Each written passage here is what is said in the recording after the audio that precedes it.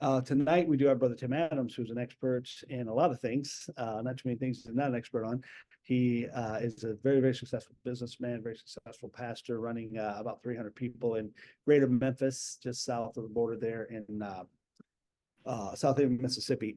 So I'd ask him to teach along the lines of BAM, but also as we talked more, which is business as mission, some of you probably know.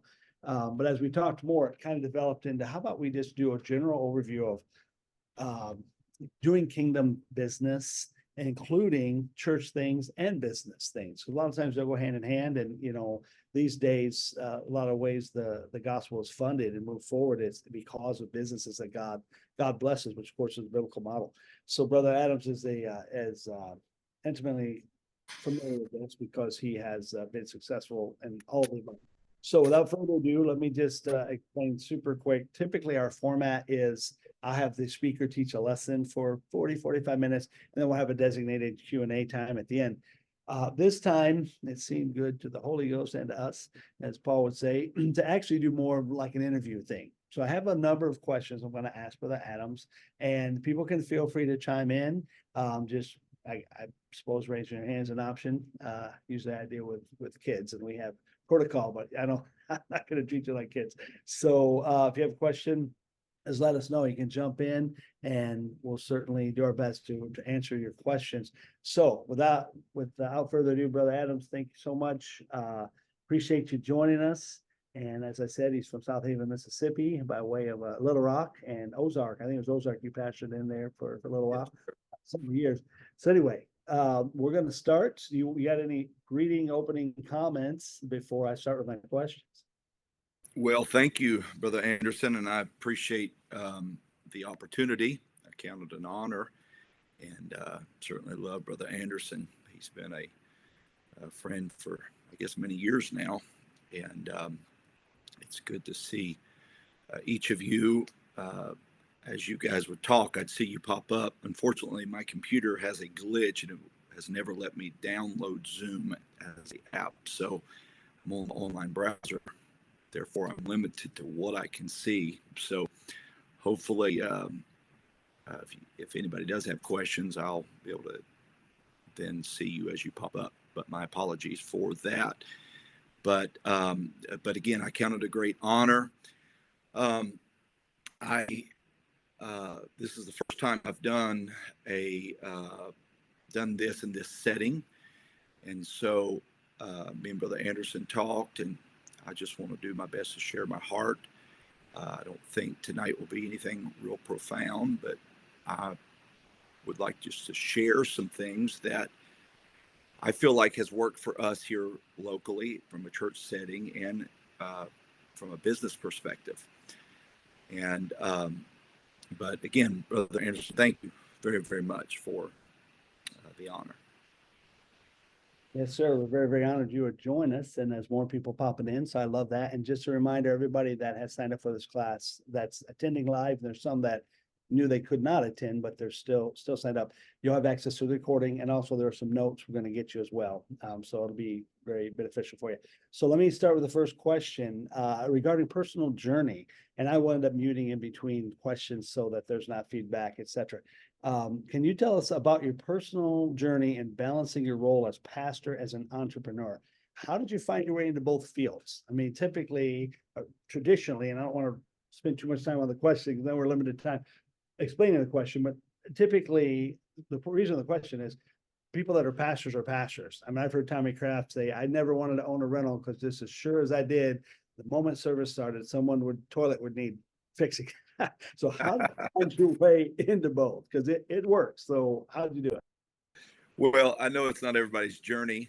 I don't know that it was designed or I didn't do it by design, but but let me say first and foremost, I am a pastor, and that is my primary calling, and that's where I spend most of my time.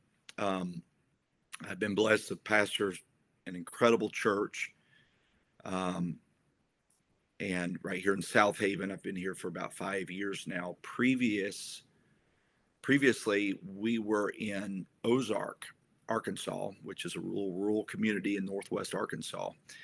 and we pastored there for about 10 years. But prior to that, we were in Little Rock, and I was working for a real estate company.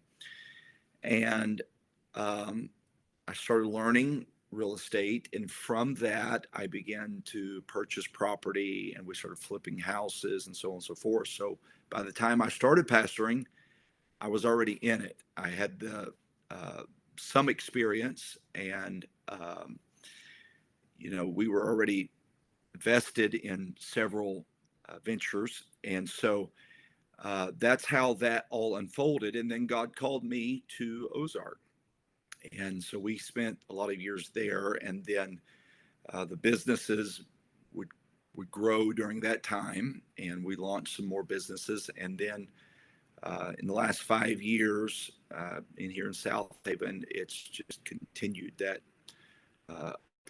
trajectory. And so it's been a good ride. And again, I don't know that it was done by design. I guess God had a design in it all. But I started my first company in 2005 and started pastoring in 2009.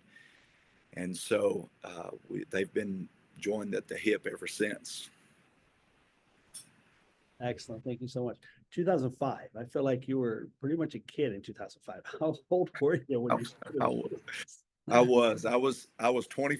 I was 19 years old when I started my first business. I was 24 when I took the church in Ozark. We took a little church of about 13 people and a town of about 3,500 people. And my wife was 22. We did not know what we was doing. Now that I think of it, I guess we still don't know what we're doing, but we've had a fun ride. It's been a journey. God's been so good to us. He has blessed us on every hand. I don't have any complaints. Matter of fact, we've talked many times. If I could go back and do it over, what would I do differently? There's probably a lot of things I would do differently, but I wouldn't change the journey. It's been a good journey, and we have learned a lot. Life has taught us a lot of things. God has taught us a lot of things, and I sit here today feeling like I'm the most blessed person in all the world. God's really been very, very good.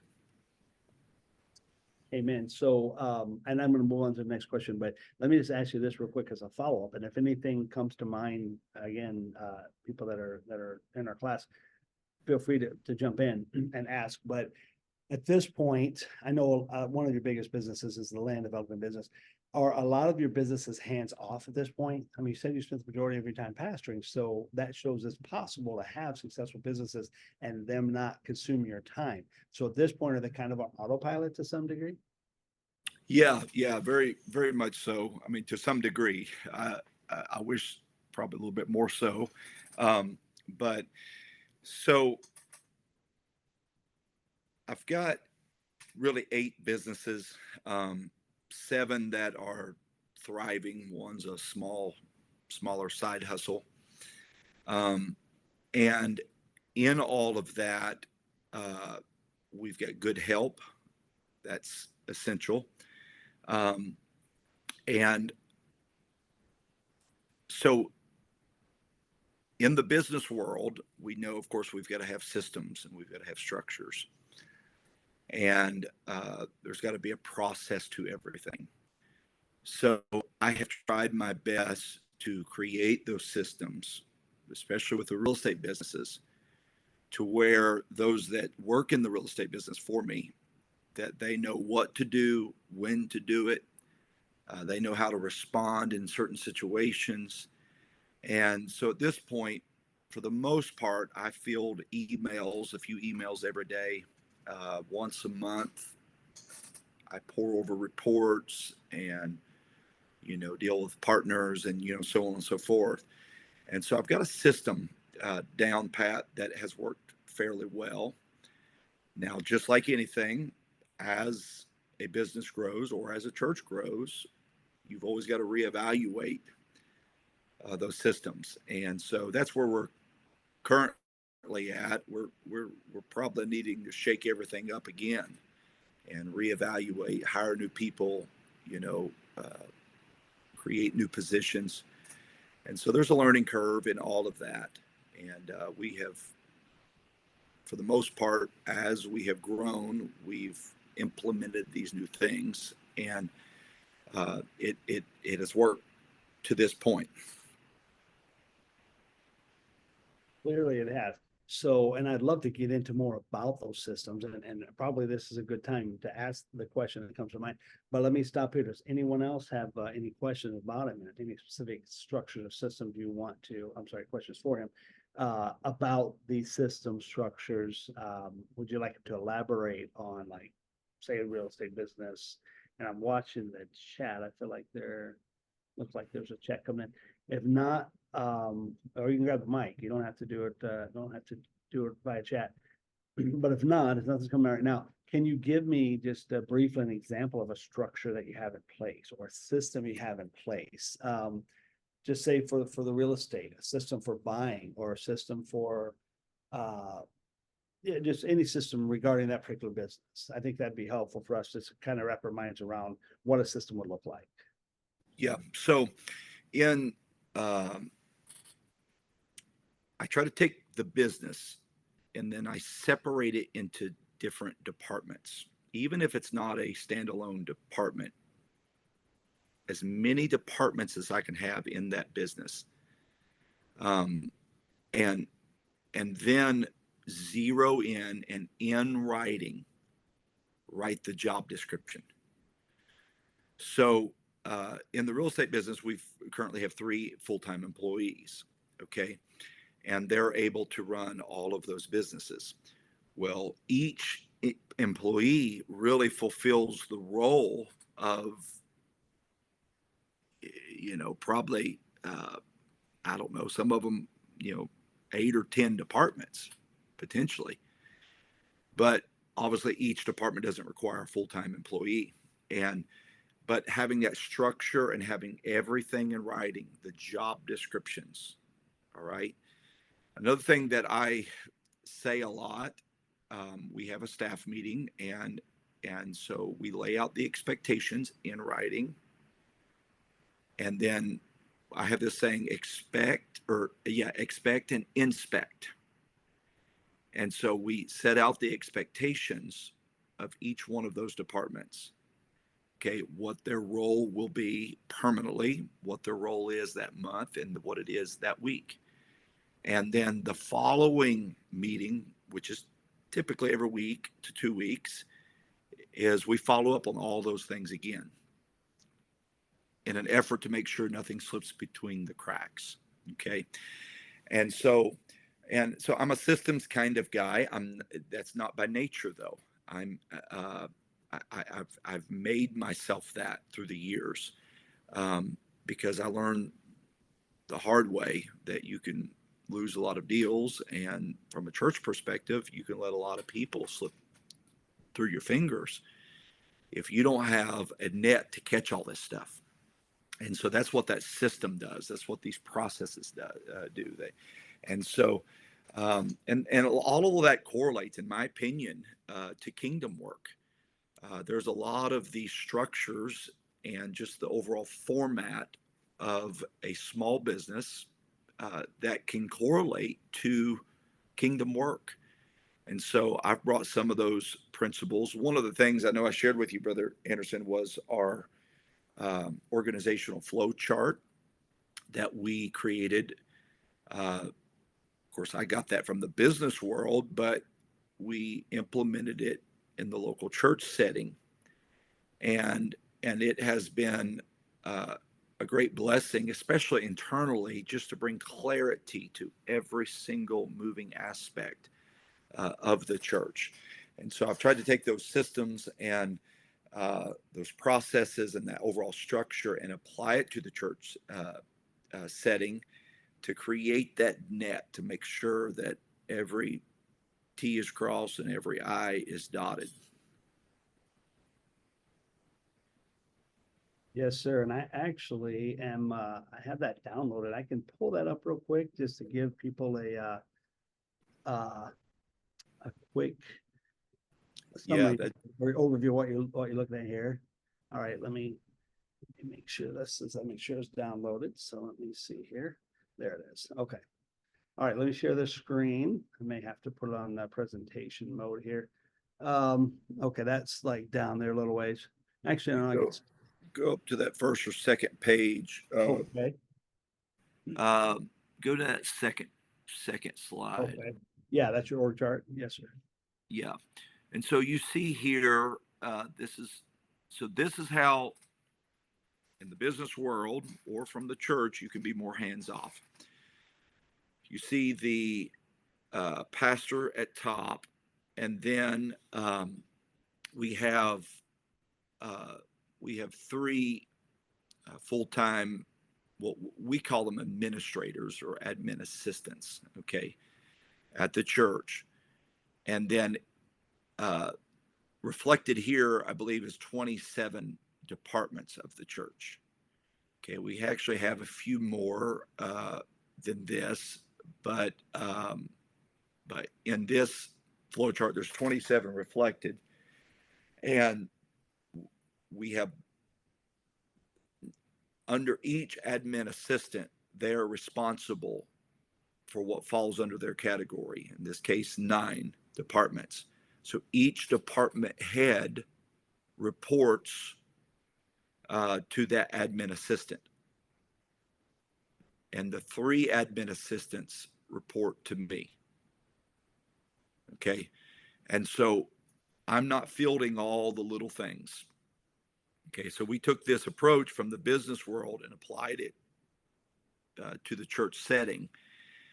And everything runs much more efficiently that way. And then if you, Brother Anderson, would scroll down and if people wanted these, you could email it to them, however you'd want to do that. But this goes a job description of each department. Now, this is not the complete job description. This is just bullet point format here. It goes a whole lot more in depth on all of these, but and so whoever the leader is, if the leader changes every 6 months or every year, they ought to be able to walk right into that position and know exactly what they need to do in order to be effective and efficient in that role.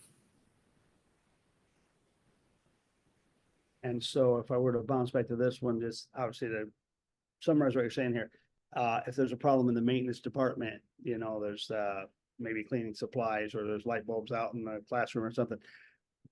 Someone doesn't notice that and call you, blow up your phone. Hey, pastor, we got a light bulb out in the nursery class. They go to Sister Mary, right? Is that correct? Exactly. And so that when I first came to Southaven, Brother Urshan told me, so Bishop Sandy started the church 52 years ago. And Bishop Sandy, he's still with us, incredible man, great man of character and integrity. We're very close. But Bishop Sandy was a super pastor. Well, I'm not a super pastor. Brother Urshan would joke and say, Brother Sandy, he could preach, he could pray for everybody in the hospital, he could do everybody's grocery shopping for them, he could do everything. And so when I came, I had exactly that. People calling, wanting to know where the toilet paper was, where the light bulbs were, where the tithe envelopes are, and so now when people call me, if they do and ask, I just laugh. I kind of shrug my shoulders and say, you know what? I'm just the pastor here. I have no clue. You'll have to call so-and-so. I just work here. I got you. I just work here. Yeah. So we did have a question come in. Thank you for that. Brother Bentley, who actually just came to mind when you were talking about org charts and stuff, obviously very well versed in this stuff himself, which, by the way, last class we had, which was May, because we took off June and July, Brother Bentley taught on leading leaders. If any of you haven't seen that, and I'm assuming you haven't, let me know. I can get you the link to that recording. That was absolutely phenomenal. But Brother Bentley comes into the question via chat. Do you have any insights on people? I think we all know about hire great people, empower them, be clear on objectives, but is there an aha insight you discovered? Do you have any aha insights on people?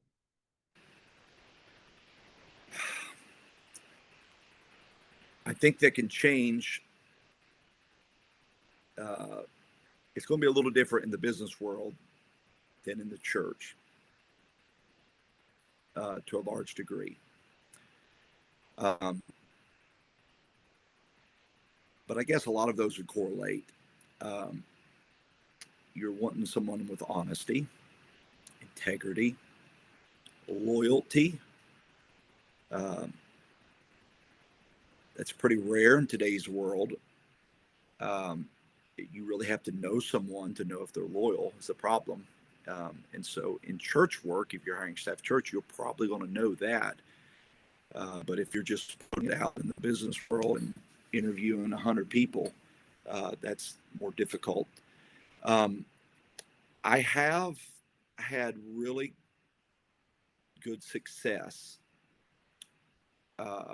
in hiring some effective employees, the ones that I could train that had no previous knowledge. And so I will say this: we've tried the from a church perspective, we tried the remote work. We had to do it through the pandemic, and so we have recently gotten away from all of that. Everybody's got to come into the office, and so that seems to me everybody's a little bit more efficient when they're close and they know people's looking over their shoulders.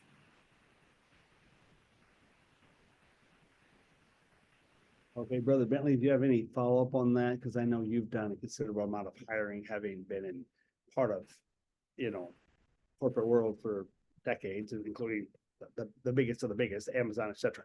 How about you? Any aha moments or what Brother Adam said? Is that something you'd like to tag on? I need Brother Bentley to teach me on this particular subject for sure, because I've made several. Haven't we all? Hopefully my connection is good. I think for me, the aha moment was the recognition that people are, I'll call it indivisible, meaning you can't compartmentalize them and divide their life up. So they have a work life, they have a church life, they have a family life. And if you can figure out how to align their work life, their family life, their spiritual life, and all of these things. And so we do a thing every quarter with every employee. What, did I lose you? No, I'm with you. Okay, good. So I'll turn off my video just in case. So we do a thing every quarter with our employees, and it's basically called a CP3. And essentially what we're doing is we're lining up what is the last job you want to retire from in the company. Number two, how do we reverse engineer then all the jobs that you're going to need necessary in order to retire from that last job? What are the major milestones in your life, whether it's buying a revenue property, buying your first house, having children, vacations, whatever those major milestones in your life are? And then thirdly, how do we underpin all of that with training? And so this idea of looking at the person holistically to say, look, you have a work life, but you also have a family life, and there are milestones in your life. And how do we make sure those all line up? So these are conversations that I have in the secular setting with every employee once a quarter. And I ask all my leaders to do the same thing. Excellent. So you're basically starting with the end in mind and working backwards to place them currently where would build them to their ultimate goals. Is that what you're saying? Yeah, that's exactly it. So if you have a real estate company and somebody says, hey, I want to own my own real estate company, or I want to be the branch manager, or whatever that job role that they want, then we start to talk about, okay, well, let's reverse engineer that. If that's the job you want to finish with in this company, what are the 2 or 3 jobs you're going to need before that? And then what is the training that you're going to need necessary to underpin those jobs so that you can be successful? And so the other aha thing for us is, are we investing sufficiently in people's training? And there's a great story that, the CEO and the HR executive are having a conversation, and the HR executive saying, hey, look, I need a budget of whatever, $100,000, $1 million, whatever the number is, to train my employees. And the CEO says, what if I spend all of this money training my employees and they leave the company? And the prudent HR executive says, what if you don't spend that money and they end up staying with the company? And so it's a real shift in terms of the thinking. And the aha moment for me was, am I investing enough in people's training and not living in a scarcity mentality that they're going to leave me, but rather living in a mentality that says, what if they stay and I haven't invested sufficiently in them? That's good. Fantastic. Brother Adams, you want to put a spiritual context on that? That's applicable in the church, wouldn't you say? Oh, absolutely. Absolutely. You know, from a business standpoint, one thing that I'll add, Brother Bentley, is I forget who said it, but you hire ordinary people and train them to do extraordinary things. And so there's a whole lot to that. That's that's why these companies, their HR departments are the biggest departments oftentimes, because if you don't have good health, you're very, very limited, very, very limited. And so, and hey, also, and this isn't applicable in every situation, but sometimes the best employees are the ones that you go out and recruit, actively recruit. And so we've had some good luck with that. It's not people that's applying for the job, but it's people that you're pulling from another company. And we've done that even with hiring for church staff. It's not because they're knocking our door down trying to come on board, but hey, sister, or hey, brother, this is the need at the church. Is this something you'd be willing to step into? And so, but at the end of the day, if God doesn't build the house, that we that labor in vain. And so we can go through all of these efforts, but if it's not God putting it together, as far as church staff, then we're in trouble. Right. And I can kind of share a little bit. I'm limited in my corporate world experience, as it were, primarily been in education for the last 25 years or so. But I did do a little stint for about a year and a half in a liquidation company here in Sacramento. And part of my job was to interview people. And so I'd run the ads on Indeed or whatever. 99% of them total fails. Half of them literally wouldn't even show up for the interview. But I would go into a dollar store, or I would go into even a restaurant, and I'd see someone just busting it. I mean, they're busting their tail. Hey, you happy with your job? I literally would be, out in the wild seeing people that clearly have a good work ethic, that just, it's kind of like, the Lord found Abraham, he was already a worshiper. He didn't have to teach about worship. He just redirected his worship, right? So I think as far as what you're talking about recruiting people, yeah, if you find someone now you don't know those people, obviously, you'd have to, but you know enough about them to maybe take a closer look, right? So let me move on, unless someone has any other questions or comments. Loving the discussion. Go ahead. Let me add to that just a little bit. So and I don't have a lot of corporate experience. Matter of fact, I don't have any corporate experience. Everything that I've been involved in has been on within small businesses. But I think these principles apply across the board. But so at the top, you have the visionary, right? You have the entrepreneur, you have the person coming up with the ideas. It's the at least initially, the brains behind the business. Okay. But then you've got the manager. That's the person who is really creating those systems and all the processes that are connected to those systems. But then you have the technician. This is the boots on the ground guy that's actually doing the work. Okay. And if we're not careful in our structure, these can become very out of sorts, when I say off balance, it doesn't need to be equally so, but most businesses are about 10% visionary, about 20% manager, uh, probably 70% technician. Okay. We put all the emphasis on making the product or selling the product. We put all the emphasis on actually doing the work. But in order for us to really grow that business, about 10% of it needs to be focused on doing the work. And I would say about 70% of our energy, not necessarily time, but our energy and our focus needs to be placed on building those systems and creating those job descriptions and training those people to abide by the system. Okay, I think, is McDonald's still the largest restaurant chain in the world?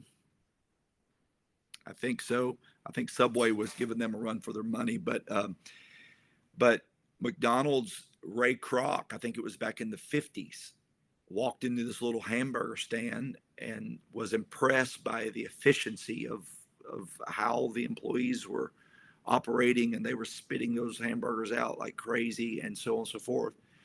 And so Ray Kroc franchised that and eventually bought the very first and called it McDonald's, of course. And he grew it into the largest, hamburger chain in the world. Now, we all go, or most of us go to McDonald's. Okay. Do we go to McDonald's because they have the best burger? No. Matter of fact, I love Five Guys burgers. I don't know if you guys have Five Guys out on. All right. I love Five Guys. We have a Five Guys burgers next door to McDonald's. I probably go to McDonald's 5 times for every one time that I go to Five Guys. Okay. I love Five Guys burgers. I'm not a huge fan of McDonald's burgers, but I find myself going there a whole lot more often. And that speaks to the system that McDonald's has bought. And so Ray Kroc would say, we're not selling burgers. We're selling a system. And no matter what McDonald's you go to, whether it's in Southaven or whether it's in Elk Grove, that Big Mac is going to taste the exact same. It's going to be exactly the same. And so in our efforts of whether it's a church department or in our business, various departments within our business, if we can create that structure to where it's consistent, no matter who's running it, it's consistent. I believe there's great effectiveness in that. Absolutely. And 2 things. Number one, thus a multi-billion-dollar company can be run by teenagers, right? Because that's a good point. It's a great point. Exactly. It's, and so that, and the fact that it speaks to succession, somebody can step in. I mean, even in the church setting, I've seen churches where the pastor left and it fell apart, and the pastor might feel good about it. Boy, I have obviously the glue holding it together. I would argue the opposite is true. Obviously, you had no succession plan. Obviously, you might have been doing good at the moment, but you had no future vision. You didn't have any systems or processes in place to maintain that. And the stakes are infinitely higher, obviously, the kingdom of God. So, yeah. And the real product of most businesses is the system. It's not, my brother owns a tire and wheel business, and it's been very successful. There are a dime a dozen. They're everywhere. There's probably 20 of them in town, but he's blowing them all out of the water because he has built a system that it just works. It's efficient. And you think about Walmart. We could go down to Amazon. We could go down the list. These are corporations that are built upon systems. And so I said all that to say that from a church perspective, I think that's where a lot of churches go wrong, is they don't build that system. You know what?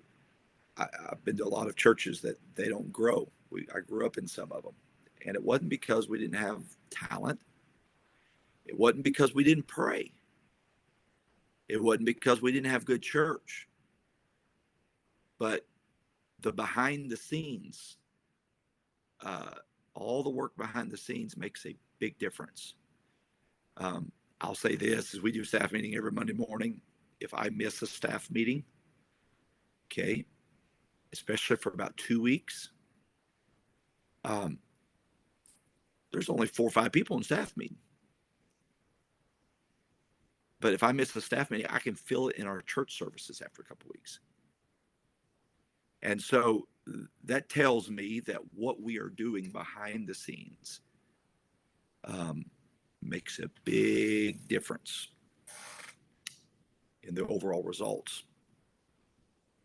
Absolutely. And I think maybe one example that comes to mind is a process in place for visitor follow-up. For instance, the churches might say we had 50 people get the Holy Ghost, we've had 100 people get the Holy Ghost. And then if you do the roll call, of those 50, there's 3 here, there's 7 here. I know there's attrition, etc., but a lot of that could be attributed to the fact that nobody connected with them. There was nothing in place to say, hey, you follow up with this guy. We've had different things at the Rock Church over the years, a thing called the congregational care. My wife and I used to head up. We had teams of, I think we had 40 leaders. It's a big church. Of each had maybe 8 or 10 families that they were, for lack of better words, responsible for.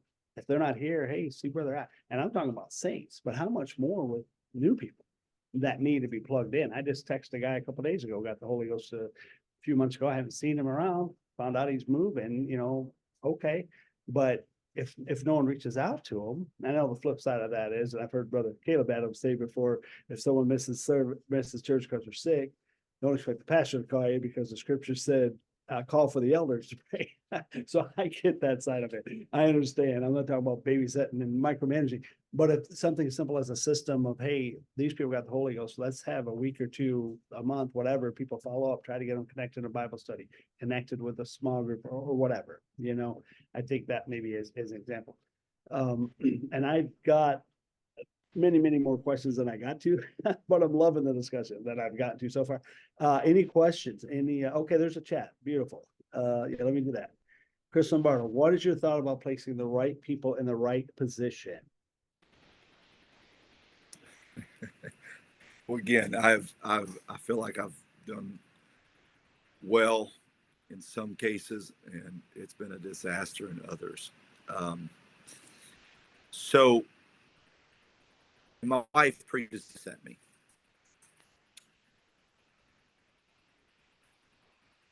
When we're trying to fill a position, find somebody who's already doing it. Maybe not that particular role, but they're successful. Okay.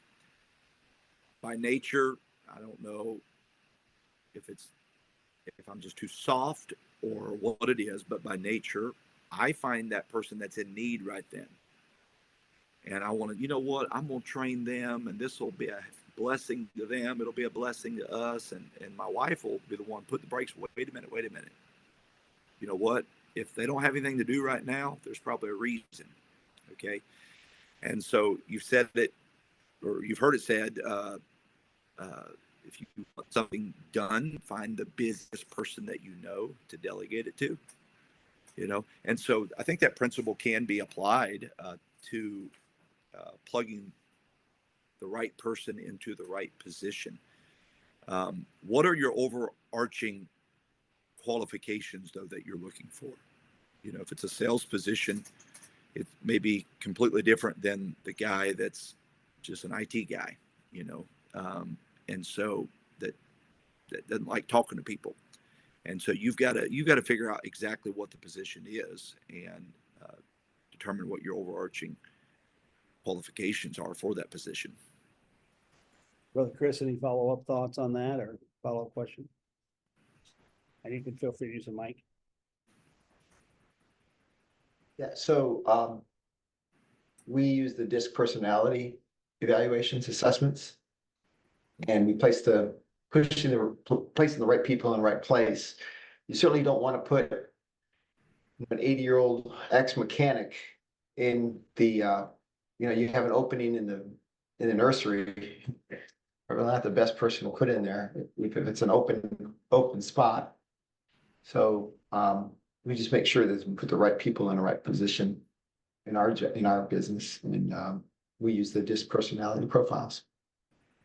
Yeah, yeah, and we've used the same from a church setting.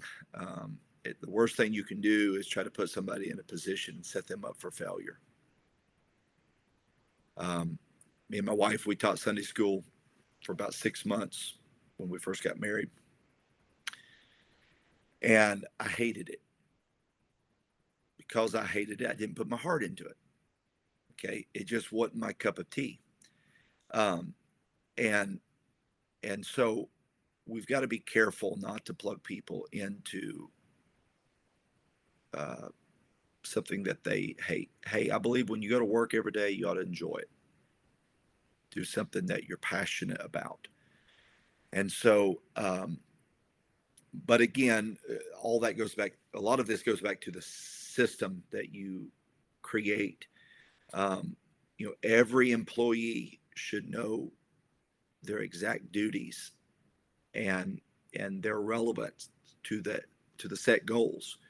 And hey, another thing that I think is important is create a contract for each position, even if it's a low level position, because that it lends more credibility and it provides a sense of commitment and accountability. And so as you're filling those positions with trusted employees, you've always got something you can go back to and put your finger on and say, okay, this is what we're supposed to be doing. And so, if they're not filling that role efficiently, what's the issue? Is there something is it my communication? Is it a lack of training? Can we do better? And I'll usually in those talks try to put the blame back on me. What can I do better to help you succeed, in that? And that's just good leadership to do that, to not point the finger and say, obviously you're doing something wrong. Like, hey, maybe I didn't communicate it correctly. Let me just tag on to what you said about the contract, some kind of a loose contract for accountability reasons. And then I got a couple more questions I'd like to get to. If so, but if not, no worries. We may have to do a part 2. We may have to bring Brother Adams back. Typically, these are a once a month deal, but it's possible to do more than once a month if the need warrants it. But as far as the power of a contract, even for a low level employee, somebody to get it in their mind that this is to some degree binding. Let me give an example. In the mental health industry, my wife's a marriage and family therapist. This is a common thing. There's what's known as a no harm contract. Some of you may have heard of that. If she's dealing with someone that has a suicidal ideology, she'll literally have them sign a no harm contract. Now, if they're wanting to kill themselves, if you think about it, is that contract going to stop them? I was going to say, well, I can't now sign a contract, but there's something about the human psyche that motivates them that, whatever those thoughts were, at least part of the equation factors in for their actions is, I've got an obligation. I don't want to disappoint them or whatever. Although that sounds like the most extreme of cases. I mean, there's not going to be any penalty if you break that contract because, it's pretty final. But anyway, so that just speaks to how binding it is, at least, theoretically, any type of contract. So Right. let me just say, in Mississippi and a lot of states are at will states. You can fire them for no reason or they can quit for no reason, and so, but I think that contract it brings a little bit more commitment to the table. Obviously it's not binding, but it does bring some clarity and order to what you're expecting out of them. And, typically people will live up to whatever system you set before them. And And we go back to McDonald's for that. You know, they can be a 15-year-old student in high school, but they can walk into that shift and know exactly what to do, and they can do it and do it well. Absolutely, I agree. Let me jump to at least this one question here. There's a couple I'm seeing of our list here that and maybe even, I don't know, I mean, I don't want to put too much on you, but maybe some of these questions you could give me a 1 or 2 sentence answer that I could pass on to people in, like a Word doc form or something. See, that's we're not going to get to 10% of them. But one question was advice for aspiring entrepreneurs. Now, most people here, I don't know necessarily about everyone, but at least 3 or 4 I know here that are with us tonight, as besides those that'll be watching in the future, the recording, have businesses of some degree. Some of them extremely high level businesses, such as Brother Bentley, nonprofits like we have. What would some advice you'd give for aspiring entrepreneurs? Or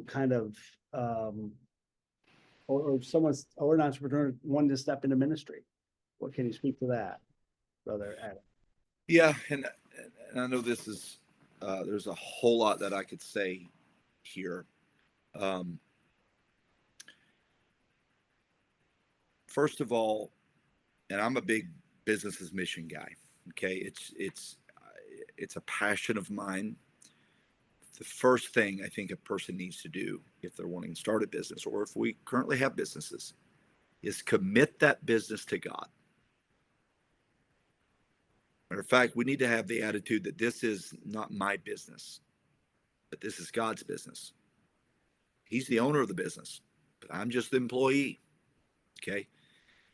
I don't pay God, God pays me.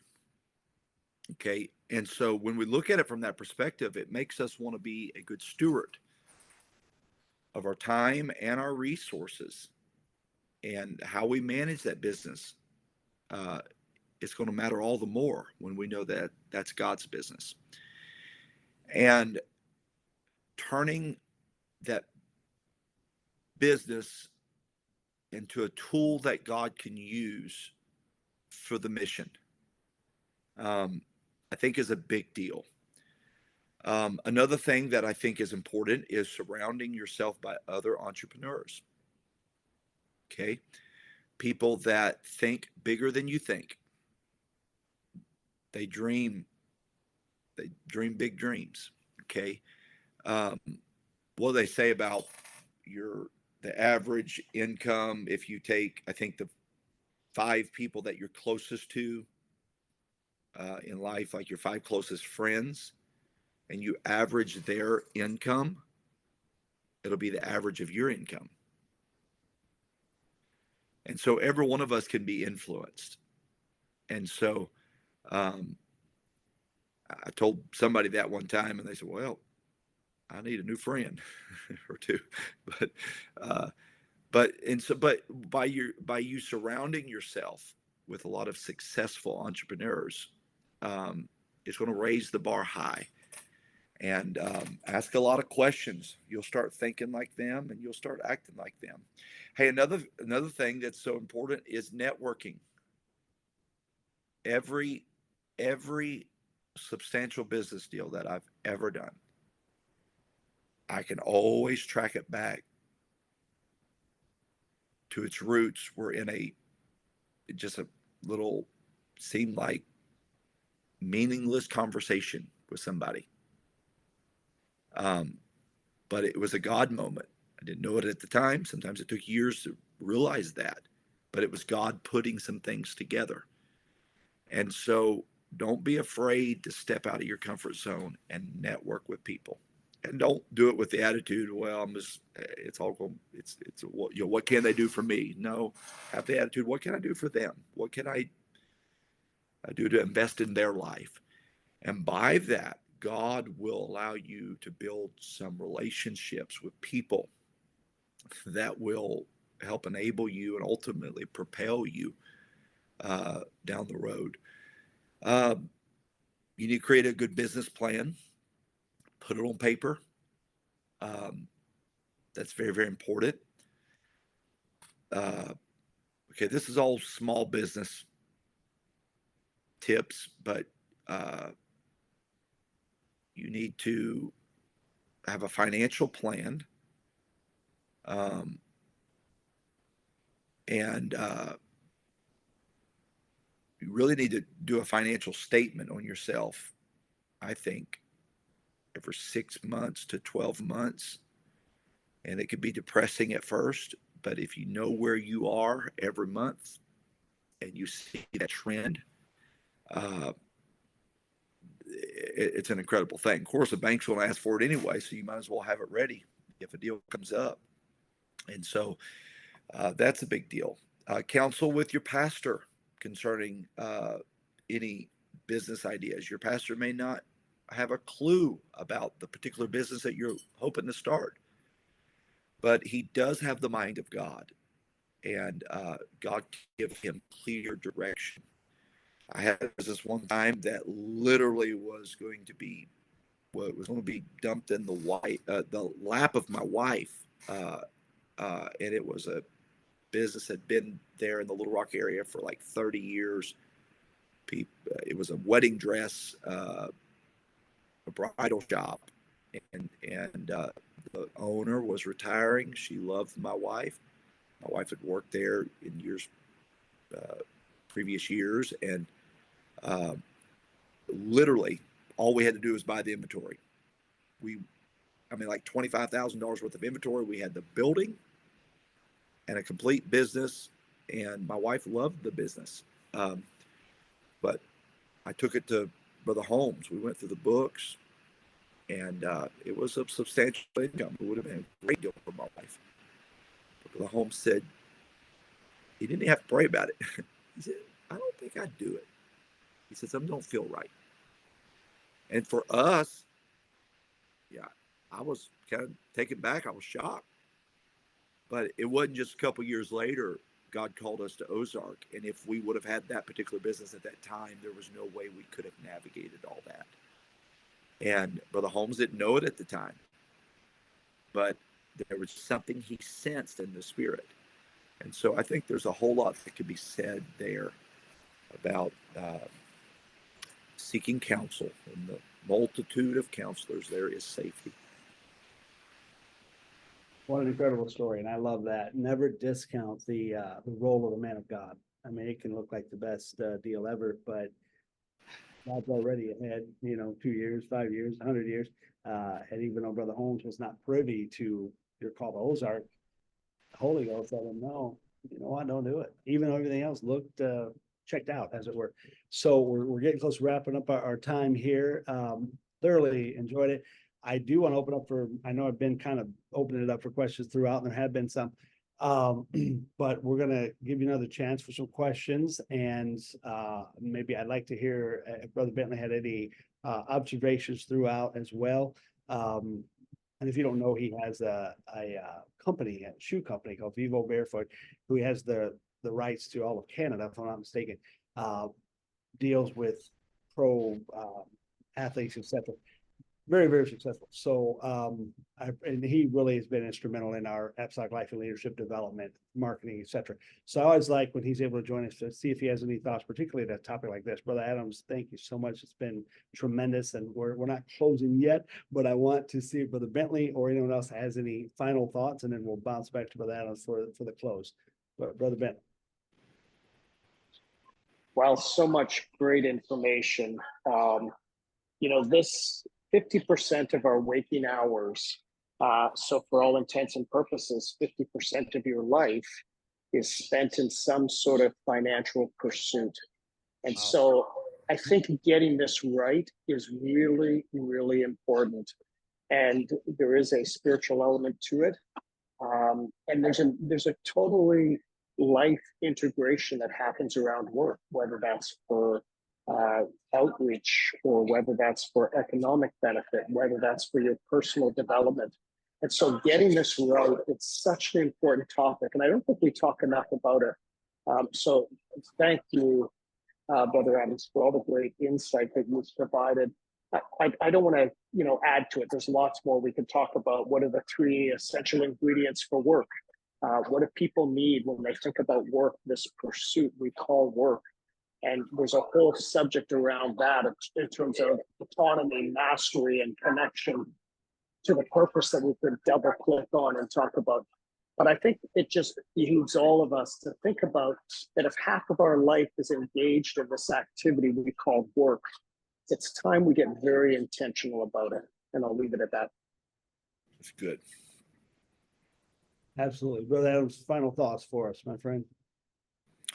Well, I've enjoyed our discussion, and I know this has been a little bit of a birdshot session, hitting a lot of different things. But at the end of the day, whether it's ministry, whether it's entrepreneurship, whatever it is, if we put our hand to the plow, whatever your hand finds to do, do it with all your might. And the favor of God is upon us. There is absolutely nothing that can't be done. I think about the Tower of Babel. The Lord said that because they were united, that they would have accomplished it, building it all the way to the heavens. God said they would have done it, but it didn't happen because God was against it. And so let me ask you this: if God is for us, we can do absolutely anything. And so let's operate with the favor and the blessings of God. And I believe that we can make an incredible impact in this end time hour. I believe that with all of my heart. I believe the sky is the limit if we're just willing to step out and do what God has called us to do, whatever field of labor that is. But thank you, Brother Anderson. I've enjoyed it very much. Yes, sir. Absolutely. Wholeheartedly agree with everything you said. Brother Fabian Gomez chimed in the chat, just thanking you for an excellent session. So yes, everybody, you will get the recording. The recording will be made available here. Usually takes 2 or 3 days to get everything edited out. And then we can send you along that the PowerPoint or that he had sent as well. We shared briefly. And also I want to kind of follow up with Brother Adams whenever he has a chance to about the questions we didn't get maybe a 1 or 2 sentence answer just to pass it along to you as well. So again, recording forthcoming next month, we have Brother Charles Robinette, who was a missionary in Germany for many, many years, talking about the gifts of the Spirit. After that, we have Jonathan Sanders talking about the doctrine of laying on of hands. We also have Brother Dan McKillop and Doug Walker lined up for the rest of the year. So a lot of great stuff coming up. Thank you again, Brother Adams. God bless you, sir. And we'll be in touch. Bless you all. God bless you guys.